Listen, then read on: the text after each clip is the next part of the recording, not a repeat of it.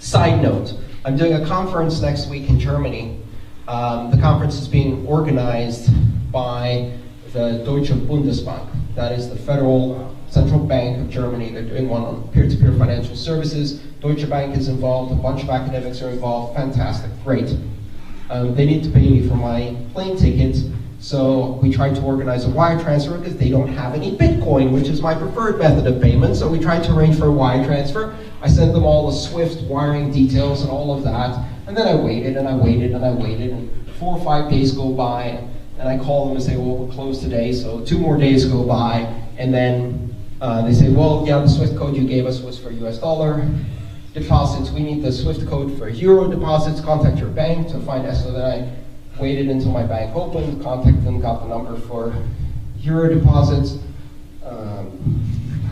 They sent the money. It only took a few hours once they managed to send the money. In the conversion, of course, in the meantime, the euro had dumped because, you know, it's a really volatile currency. And so I was exposed to all of that volatility. Plus, I ended up paying some of the fees. Anyway, so it ended up in my bank account, and you know, there's a bit of money there. It's an expensive plane ticket from here to Frankfurt, so it was quite a bit of money. They wired it through, and of course, my bank sees a wire coming from Deutsche Bundesbank, and you know, those people are shady, right? So,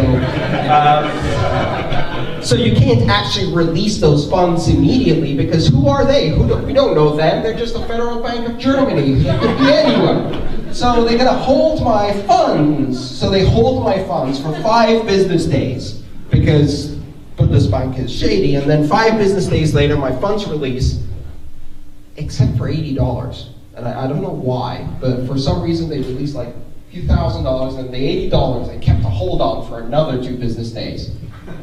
Like, that's going to make the difference. And then finally, all the money released, and then I transferred it, and that took 2 more days to transfer it from the account that I had SWIFT access to my checking account, so I could actually pay for the plane ticket. Total elapsed time, 16 days. And I emailed them back, and I said, you know what? Forget doing a presentation about anything else. Why don't I just come and talk about my experience getting paid from you, and then end my presentation with, and that's why Bitcoin, and then drop the mic like Robert style. Because if the Federal Bank of Germany can't pay a contractor in less than 14 days, and they think this is normal, that's why Bitcoin, right? That there is messed up. And so just give people the opportunity to try Bitcoin, and very soon something like that will happen to them. The more they deal internationally, the more they, like if someone has an import-export business, they have contractors abroad, they get paid by someone in another country, they have to convert currencies, any of that. And suddenly all of these, you know, CNBC stories about Bitcoin died and volatility, and they then look at their bank and they say, you know what, I'm opting out. All right, let's take a few more questions, then we'll wrap up.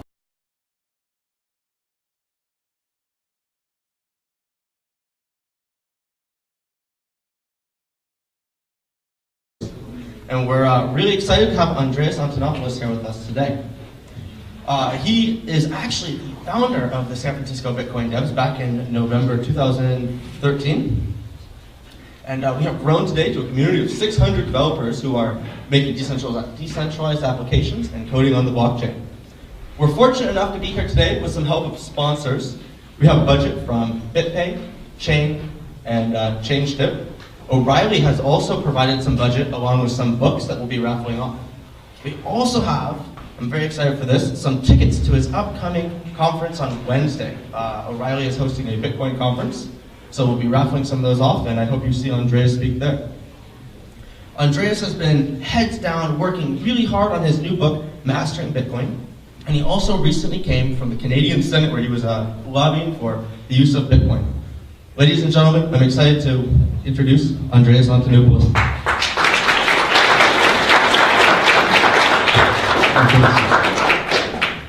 Hey, good evening, everyone. Thank you so much for coming. It's really great to be back in San Francisco. as Michael said, I was involved early on in starting up the San Francisco Bitcoin Developers Meetup. And that was a meetup group that had 2 members in November of 2013. Yeah, 2 members. And it was easy because we just sit across from each other and talk. Then it got a bit bigger, and then it started growing really, really fast. Now, I'd like to say that I started the San Francisco Bitcoin Developers Meetup Group in order to empower Bitcoin in the Bay Area. Actually, I did it because I'm lazy, and writing a technical book on Bitcoin is really hard. And getting together with a bunch of developers who will ask questions is the easy way to write a technical book on Bitcoin, because you quickly find out what topics are of interest, what things bring up a lot of questions. And then I actually got to try out a lot of the early material for the book by presenting it to that group and then getting questions, including questions I couldn't answer because I had things wrong. So there was always a disclaimer before each presentation: what you're about to see will contain errors. Your job is to write the code that finds those errors. So that was the process for that. And today, 1 year and 3 months later, we're at 600 members and growing very, very rapidly. So 600 members, all developers in a group about Bitcoin. And then on the other side, we've got the San Francisco Bitcoin Meetup Group, which has, I don't know, what, 1,200 members now? 1,800. Wow, 1,800 members. Another huge and smashing success. Which, you know, all of that said, it's a real pity because, as you heard 2 weeks ago, Bitcoin died. So I'm just kind of doing the last tour here, and we can then pack everything up and all go home because Bitcoin died. That was the 3rd time this year it died. It's died about 17 times since I got into Bitcoin. In fact, there's a really nice site called bitcoinobituaries.com where you can go and read the media proclaiming Bitcoin dead some 20 or 30 times since 2010. Yeah. Turns out it's not so dead. Who'd have think? You know, I mean, this happens again and again and again. The media proclaims Bitcoin's death. Bitcoin continues to work. And the reason this is a hard time understanding the difference between a currency, a technology, and a currency in support of a technology, or a technology-based currency that works together. It's really hard to understand this concept because this concept has never existed before. So they look at Bitcoin and we say, it's a currency. No, it's a technology. No, it's a technical currency. No, it's a current technology. And the media get really, really confused. So what they do is they treat it like a stock. They treat it as if it's the index stock, right? Now imagine if 1995, the internet had a stock, you know, on NASDAQ called INTRNT or something like that. And that way, every couple of months, Bloomberg could put up a show and they could talk about how the internet died because, you know, Prodigy had a technical malfunction and a lot of users got disconnected. Oh, the internet just died. And then a few months later, an internet company goes out of business and they can publish a story saying, the CEO of the internet was jailed, or the internet went bankrupt. I mean, that's what they do for Bitcoin, right? Because they can't tell the difference between currency, technology, stock, and individual companies in the space. It's all really, really confusing. So the internet died last week, right? Bitcoin died last week. Now, I was there for a lot of those stories, and I actually saw the same kind of media coverage back in the early 90s. People talked about the internet, and today we look back and it's like, well, obviously it was going to be the, you know, the most amazing technology and it changed everybody's life. But back then, not many people thought that, right? I had conversations where we would have very senior executives in large organizations, and we'd present them about the internet, right? In 91, maybe 1990, we do presentations. I was a student and consultant at the time. We do presentations. One of my friends reminded me of this scene from the early 90s where one of the executives said, "This is great, how can we buy it?" And they wanted to buy the company, like the internet, the company. They wanted to buy it out and then, I don't know, charge by the minute or something.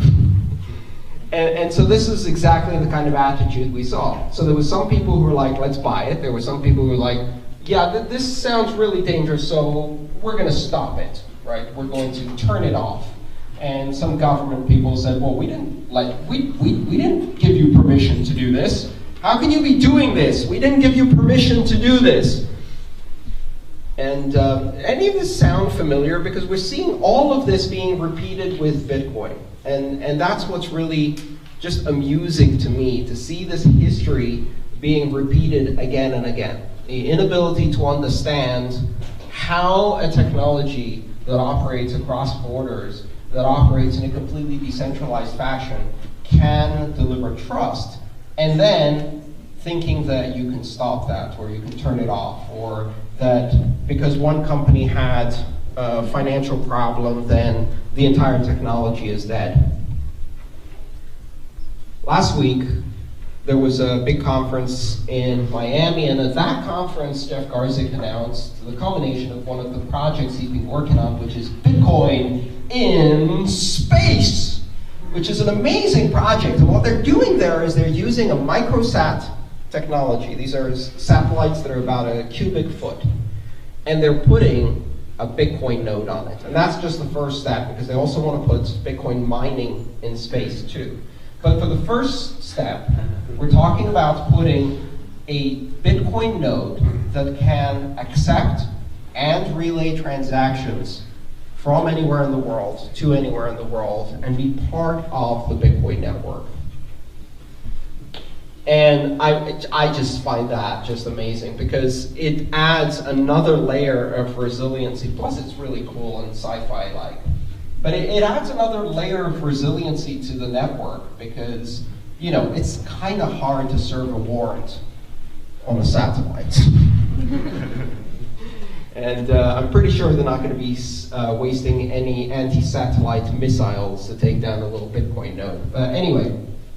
So Bitcoin itself is a decentralized technology that is extremely resilient. It's resilient from a technology perspective because it is extremely decentralized. There is no central point that can collapse, that can be switched off, that can be taken out of commission, that can be sued, that can be bought, that can be corrupted.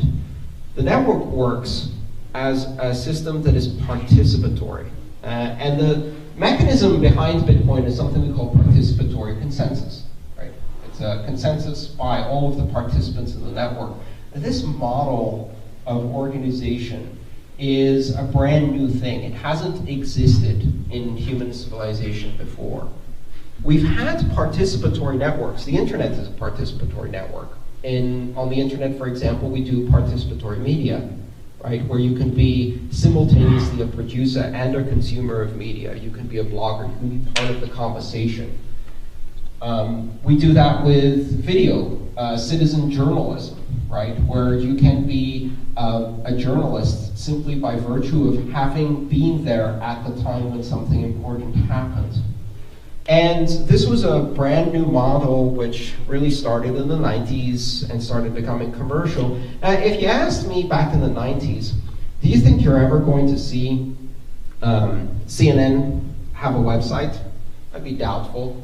If you asked me, do you think CNN will be showing tweets on TV? I'd be doubtful. But if you ask me, do you ever think CNN will be showing tweets on TV instead of reporting? Because the tweets are the reporting, I would have laughed. Who's laughing now, right? You watch global events today, like the revolution in Egypt, and you've got people like Anderson Cooper or one of these, talking heads on CNN, And they're like, as you can see from the scrolling Twitter feed in the background, here's what just happened in Cairo. Well, I could see that on my phone, so I don't really need you to read it to me. And then they go through the whole dance. They're like, what do you think it means, Jenny? I don't know. What do you think it means, Anderson? Well, things are really tense in Cairo right now, aren't they? Yeah, well, that's what they said on the tweet just there.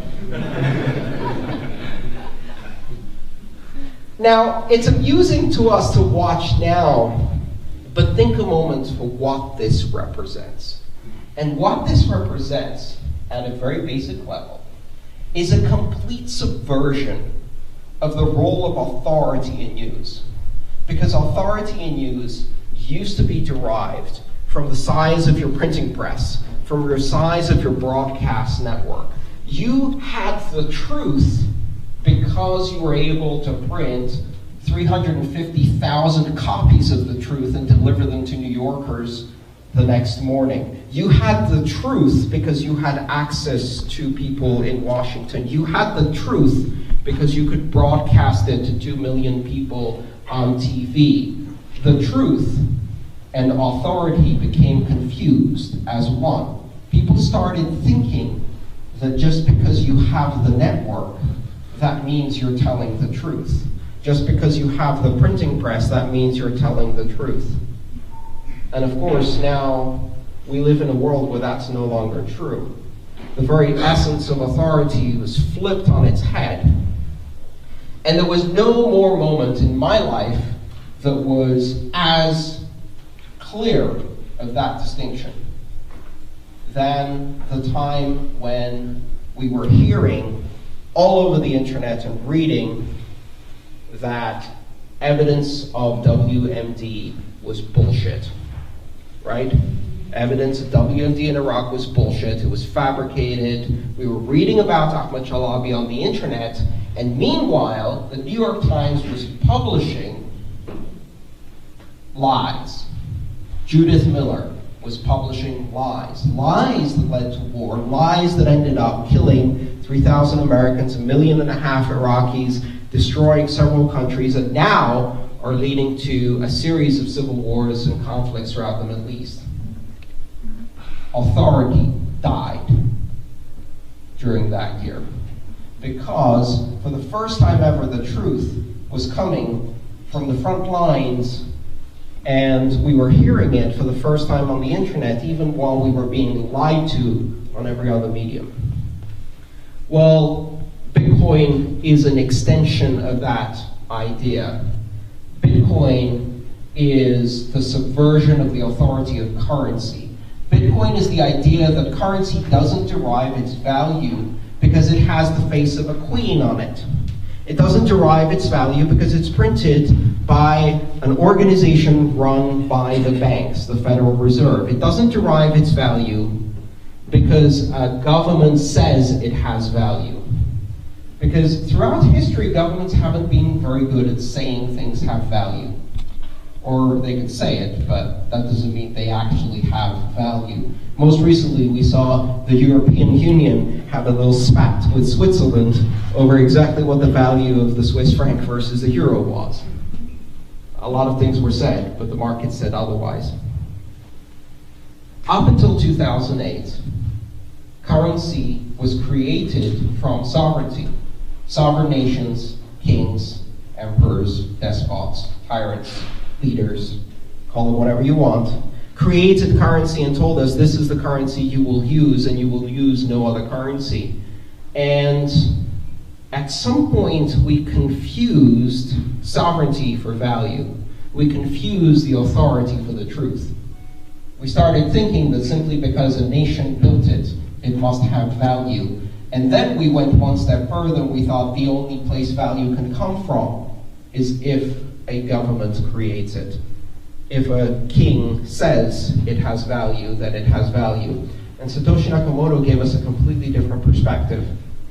In 2008, we were now able to create currency that is unforgeable, that is automatic, that is based on mathematics, that is global, that is instantaneous, that is secure, that is fungible, that is immediately recognizable, that is verifiable electronically by any user. And that is a really powerful form of currency, and people started using it. And now we're discovering the truth about currency. And that is that value comes from how many people use it, not from the photo of Lizzie on the piece of paper. Elizabeth, the Queen of England, if you don't know what I'm talking about, has her photo on half a dozen currencies around the world. And that's not where the value comes from. After 2008, currency creates sovereignty. Currency creates power. People making choices about currency can build a better future. We can make choices about currency that give us not just purchasing power, but political power, control, and the ability to trade with other people around the world.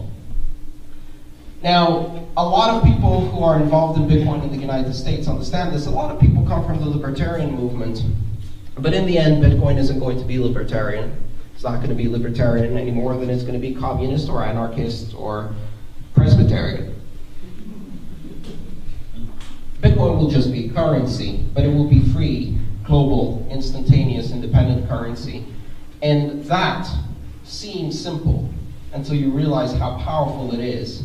In a world where 2.5 billion people live in cash-based societies without access to banks, in a world where 4.5 billion people have access only to their local currency, can't change it for anything, and are strictly controlled over where and how they can use it, Bitcoin is going to change all of those things.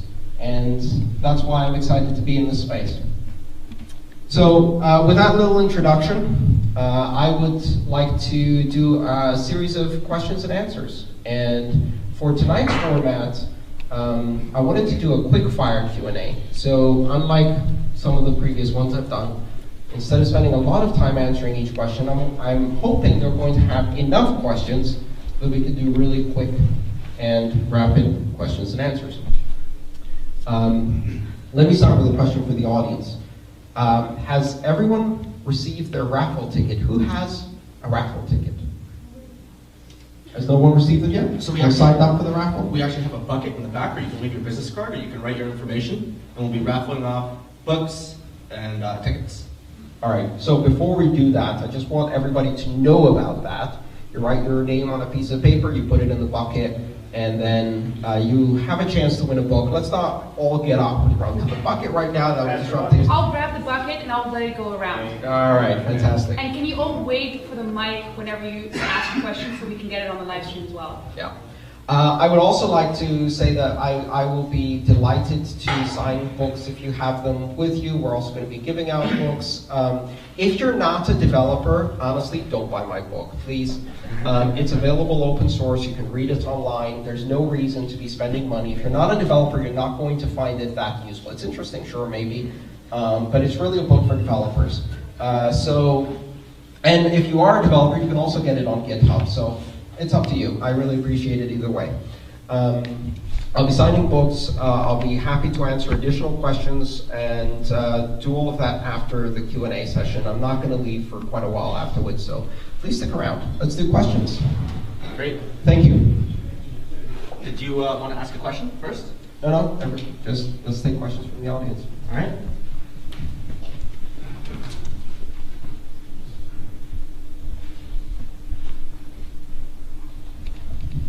Hi, thank you. My name is Mark. So we were talking previously. I wanted you to talk about crowdfunding and Bitcoin and what the implications are for equity crowdfunding and Bitcoin. Thanks.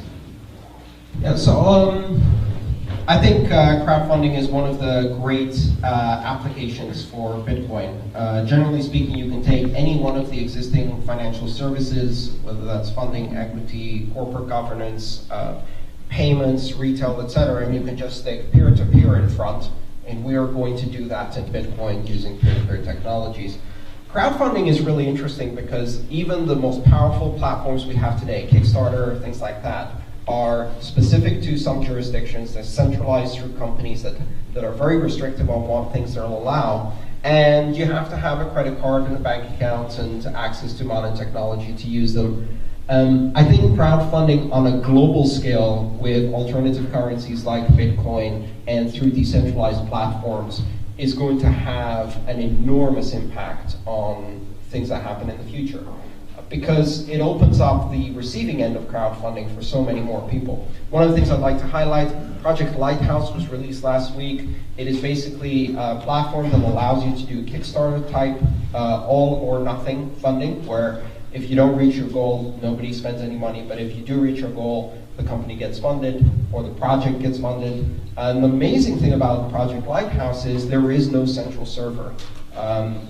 It's software, you can download it, you can start a Lighthouse project, you can ask for funding, people can download the Lighthouse app, they can put Bitcoin into their app, and the application will guarantee that the project only gets funded if it meets its goals. So really exciting things happening in that space. And we're going to start seeing those being applied to funding Bitcoin development as well, one of the really exciting applications. Thanks.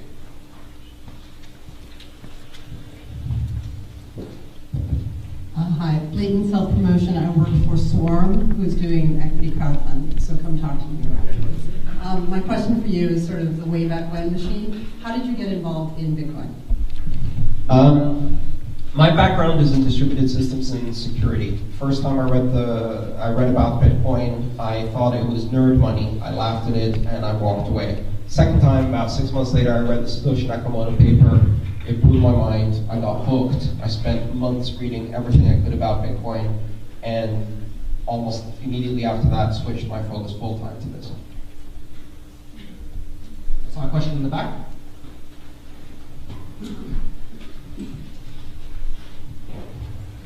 You're gonna have to move faster. I'm gonna do rapid fire. Andreas, about a year ago, a little over a year ago, you were here talking at the DogeCon. Yes. And you had envisioned a world where there would be thousands of alternative digital currencies. Yes. Since then, we've seen a lot of altcoins take up.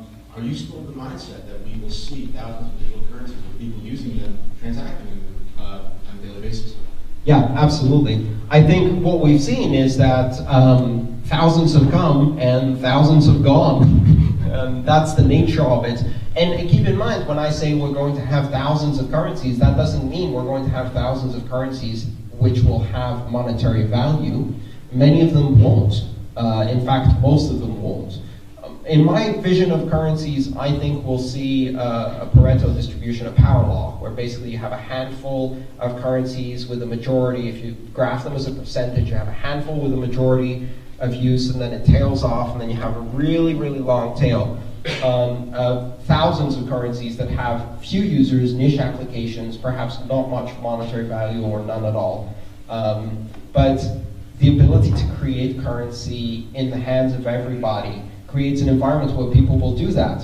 So there are now zero costs and zero barriers to creating fully unforgeable global currencies that work from a technical perspective very easily. So people will do that. Now, will they have value? Absolutely not. Will a lot of people use them? Absolutely not. Will most of them be gimmicks? Absolutely. But that's fine, because that means that we're now recognizing that currency is a form of human expression. It will happen in abundance. And out of that kind of roiling mass of experimentation and fads and fad-based currencies and ridiculous currencies and things like that, there will emerge currencies that will have broad use. And people who are laughing about that concept today, will be surprised by what comes out of this cauldron. I've said often, Justin Bieber coin at this point would be worth more than about 30 national currencies if it launched tomorrow. And it would have broader adoption. So at that point, the laughter would stop. We'd all be horrified. And then we'd start saying things that make us sound like our parents, like, oh, young people these days, they trade Justin Bieber coin. But the point is that I don't assign value, you don't assign value, kings and queens don't assign value, users do. And if they find that currency useful, you will have a little village in Papua New Guinea electronically trading on the Nokia phones Justin Bieber coin, And they will have no idea who Justin Bieber is. They'll know it's used to buy things and you can buy things with it. Well, guess what? There are villages in Africa right now who know nothing about who Queen Elizabeth is, but they know that the money that has her face on it works. There's really no difference between Justin Bieber and the Queen. The Queen probably sings better, but Justin Bieber has more fans. All right. What do you think are the two top business trends in terms of new startups? Top business trends and new startups in the space. I think the ones that are most interesting to me are the ones that allow the adoption of Bitcoin in places where we can't do things yet with banking. So my vision is about the other 6 billion, the people who don't have access to banking today or have very limited access to banking, but have cell phones. You know, there are some amazing statistics around cell phones, but here's a simple one. There are more people with text messaging cell phones than access to safe drinking water. And in terms of total manufacturing, I think more cell phones have now been made than humans currently alive. There are places where the nearest bank branch of your bank is 100 miles upstream by canoe, and yet there's a cell phone, solar-powered cell phone tower, microwave uplinked right there, and people in that village have text messaging phones, usually a Nokia 1000, like the most popular phone in the world.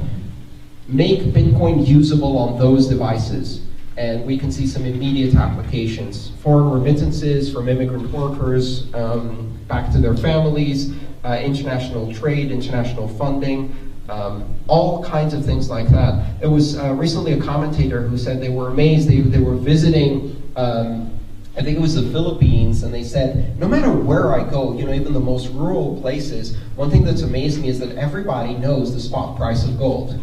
Like, they have nothing. They have no roads. They have no TVs. They have nothing. But using their cell phones, they can get, and they know the spot price of gold on the international markets. My vision is when they can trade using those same phones, then we have changed the world. So I'm very excited about those applications. I don't know what we'll see coming out of that.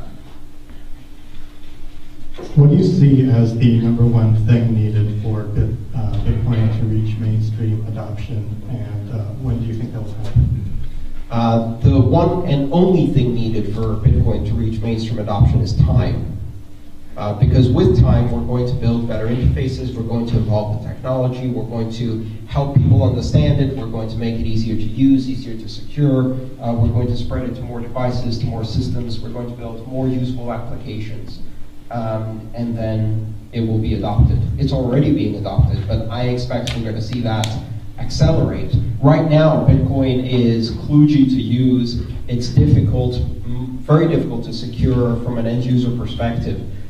People sometimes say that we're the early adopters, and I like, I can't remember who said this, said, no, we're not the early adopters, we're the lunatic fringe. The early adopters come later. Welcome to the lunatic fringe. It's really the case that we're still very early in this technology, and I don't see any reason to do special things about Bitcoin.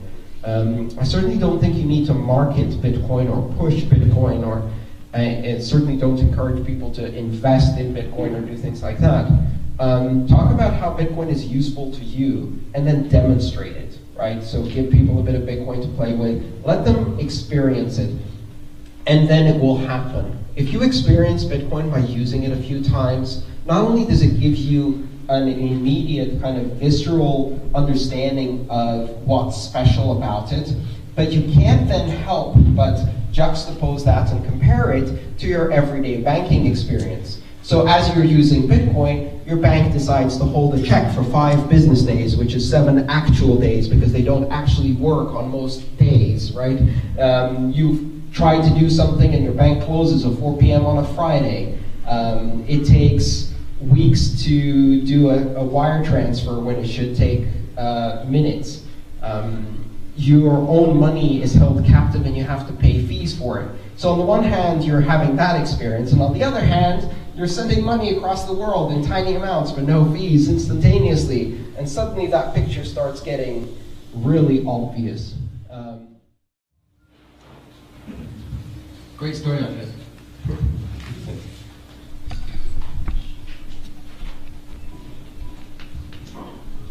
you have any comments on IBM's Adept that they just announced? Internet of Things. Well, I mean, that's the other thing that's really interesting, which is, on the one hand, you have very, very serious people telling us that Bitcoin is a waste of time and won't ever amount to anything. And then on the other hand, you have people who actually study technology, like maybe Mark Andreessen, who invented Netscape and who's invested in a lot of companies in this space, or IBM, or many of the other companies, or Microsoft recently, that are playing in this space. And you say, well, why are these people looking at this technology and saying we can do things with it? If you haven't heard, IBM's really strong drive in the last several years, they have kind of like these big 5-year technology drives that they're doing. At the moment, one of their big pushes is the Internet of Things, which is the idea of connecting devices and sensors and things with internet addresses, and then being able to do really interesting things with them. And so as part of that, someone went out and studied the blockchain technology and said, universal decentralized registration and trust database that can be shared with any device, and the device can verify it on itself, plus Internet of Things. Ooh, this could be fun. So Adept is the first paper they wrote about that.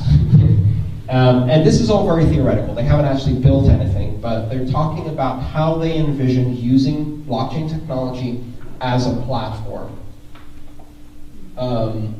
And so promptly on the release of that news, the Bitcoin price went down by 20%, and I don't get it. Yes? Quick thing about Adept, they actually did a demo at CES, IBM and Samsung. Oh, cool. It was a demo at CES about a washing machine that used smart contracts. Right, that orders laundry detergent. Yes, the Right, laundry right. detergent for itself. Yes. So here's another interesting thing that most people haven't picked up on yet, which I think is really cool. Until Bitcoin, the only thing or entity that could own and control money was a human being, or the legal fiction of organized human beings, a corporation. With Bitcoin, a machine, a device, a software agent, a non-human entity can own, manage, and control Bitcoin. I don't know what that does. I've read about it on Reddit.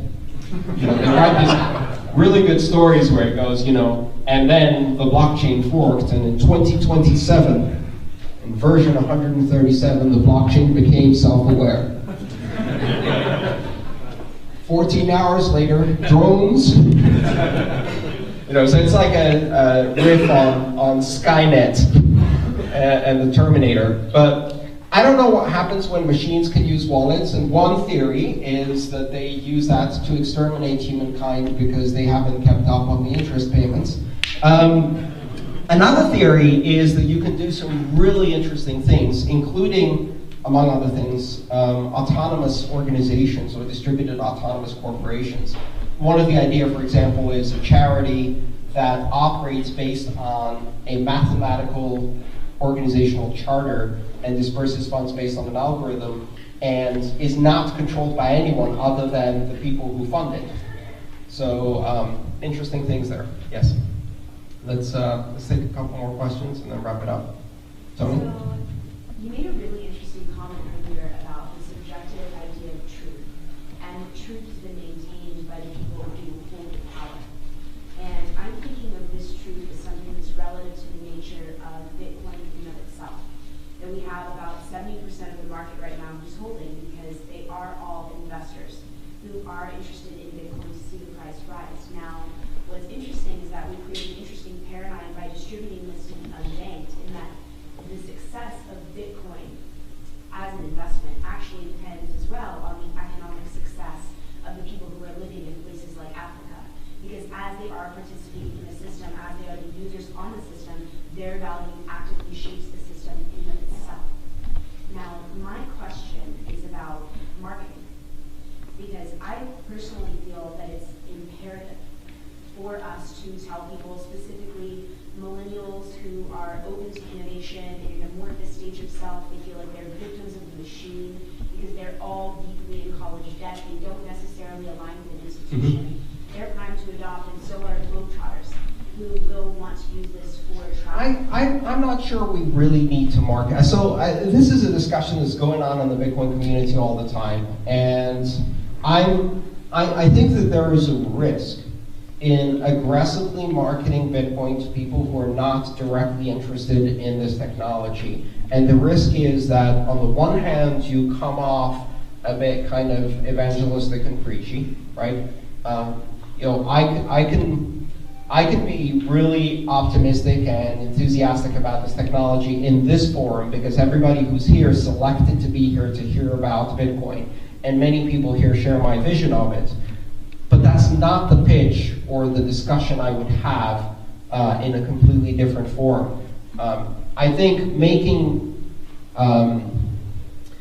marketing presentations about Bitcoin runs the risk of either getting people who are not ready to adopt it or not ready to get involved in it involved too early. They have a sour experience, they turn away, and you get a backlash. Or worse, you get people who are not ready to secure their Bitcoin. They get some Bitcoin, they then lose it because they trust someone else with their keys. We've seen that happen a lot of times. I think it requires a lot of work. Here's the little secret. Useful things don't need marketing. Bitcoin is the type of technology that solves massive problems for very many people. And these problems in many countries are problems of life and death.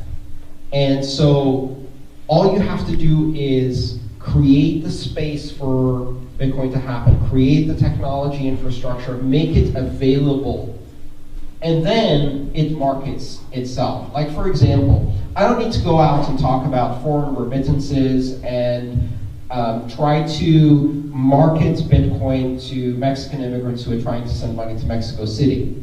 Western Union does my job for me, right? By being expensive and slow and inconvenient and screwing them over on the exchange rate.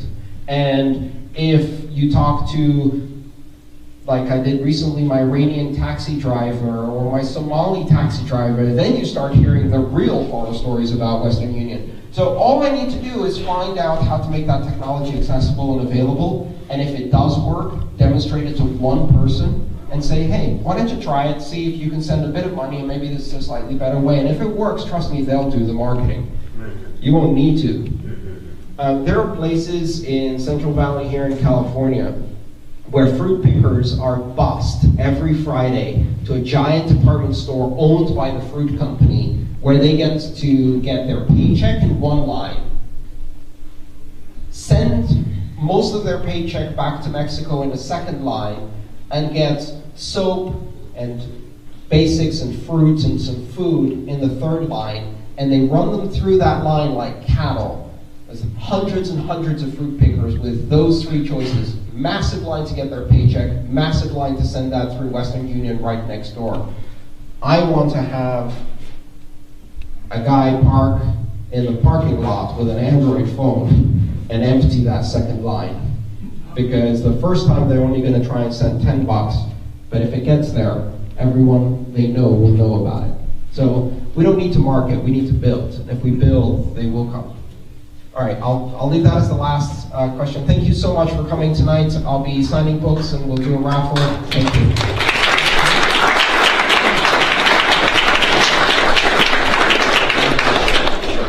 All right, so we're going to kick off the raffle. Let me get the bucket, and Andreas is going to choose the We'll name. just give a couple of minutes in case anybody who hasn't participated in the raffle but wants to participate in the raffle, this is your final chance. Last couple of minutes.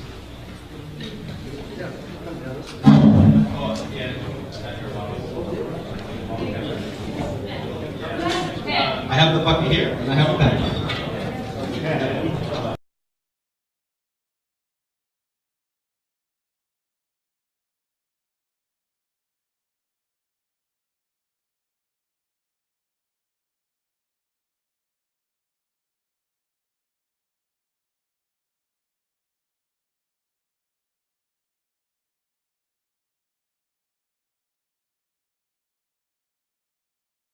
those people are shady, right? So you can't actually release those funds immediately because who are they? We don't know them. They're just the Federal Bank of Germany. It could be anyone. So they're gonna hold my funds. So they hold my funds for 5 business days because Bundesbank is shady. And then 5 business days later, my funds release, except for $80. And I don't know why, but for some reason they released like a few $1,000s, and the $80 they kept a hold on for another 2 business days. Like, that's gonna make the difference. And then finally, all the money released, and then I transferred it, and that took 2 more days to transfer it from the account that I had SWIFT access to my checking account, so I could actually pay for the plane ticket. Total elapsed time, 16 days. And I emailed them back, and I said, you know what? Forget doing a presentation about anything else. Why don't I just come and talk about my experience getting paid from you, and then end my presentation with, and that's why Bitcoin, and then drop the mic like rubber style. Because if the Federal Bank of Germany can't pay a contractor in less than 14 days, and they think this is normal, that's why Bitcoin, right? That there is messed up. And so just give people the opportunity to try Bitcoin, and very soon something like that will happen to them. The more they deal internationally, the more they, like if someone has an import-export business, they have contractors abroad, they get paid by someone in another country, they have to convert currencies, any of that. And suddenly all of these, you know, CNBC stories about Bitcoin died and volatility, and they then look at their bank and they say, you know what, I'm opting out. All right, let's take a few more questions, then we'll wrap up.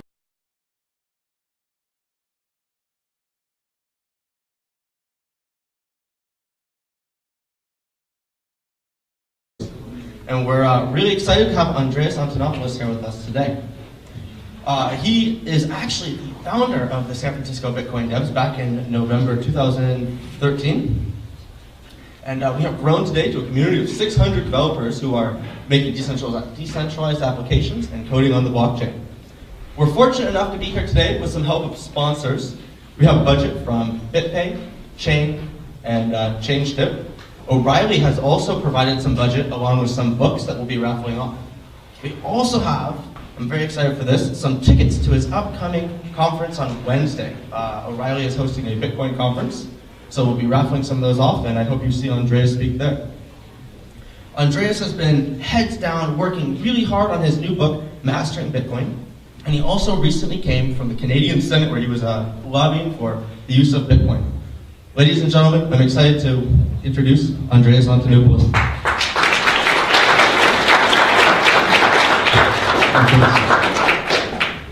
Hey, good evening, everyone. Thank you so much for coming. It's really great to be back in San Francisco.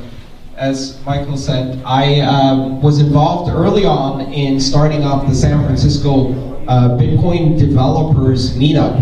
And that was a meetup group that had 2 members in November of 2013. Yeah, 2 members. And it was easy because we just sit across from each other and talk. Then it got a bit bigger, and then it started growing really, really fast. Now, I'd like to say that I started the San Francisco Bitcoin Developers Meetup Group in order to empower Bitcoin in the Bay Area. Actually, I did it because I'm lazy, and writing a technical book on Bitcoin is really hard. And getting together with a bunch of developers who will ask questions is the easy way to write a technical book on Bitcoin, because you quickly find out what topics are of interest, what things bring up a lot of questions. And then I actually got to try out a lot of the early material for the book by presenting it to that group and then getting questions, including questions I couldn't answer because I had things wrong. So there was always a disclaimer before each presentation: what you're about to see will contain errors. Your job is to write the code that finds those errors. So that was the process for that. And today, 1 year and 3 months later, we're at 600 members and growing very, very rapidly. So 600 members, all developers in a group about Bitcoin. And then on the other side, we've got the San Francisco Bitcoin Meetup group, which has, I don't know, what, 1,200 members now? 1,800. Wow, 1,800 members. Another huge and smashing success. Which, you know, all of that said, it's a real pity because, as you heard 2 weeks ago, Bitcoin died. So I'm just kind of doing the last tour here, and we can then pack everything up and I'll go home because Bitcoin died. That was the third time this year it died. It's died about 17 times since I got into Bitcoin. In fact, there's a really nice site called bitcoinobituaries.com where you can go and read the media proclaiming Bitcoin dead some 20 or 30 times since 2010. Yeah. Turns out it's not so dead. Who'd have think? You know, I mean, this happens again and again and again. The media proclaims Bitcoin's death. Bitcoin continues to work. And the reason this is a hard time understanding the difference between a currency, a technology, and a currency in support of a technology, or a technology-based currency that works together. It's really hard to understand this concept because this concept has never existed before. So they look at Bitcoin and we say, it's a currency. No, it's a technology. No, it's a technical currency. No, it's a current technology. And the media.